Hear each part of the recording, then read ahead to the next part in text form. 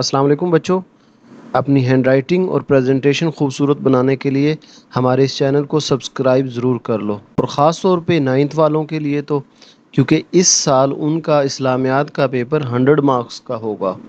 اگر بچوں آپ 100 میں سے 100 مارکس لینا چاہتے ہیں تو اپنی ہینڈ رائٹنگ اور پریزنٹیشن خوبصورت بنا لو، ابھی سے اس کی تیاری کرو۔ ہینڈ رائٹنگ اور پریزنٹیشن ایک ایسی چیز ہے جس کو آپ فوراً سے ٹھیک نہیں کر سکتے،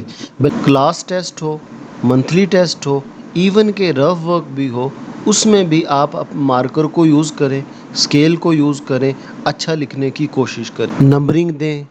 ہیڈنگ دیں، جیسے ہی آنسر ختم ہو اینڈنگ لائن ضرور لگائیں۔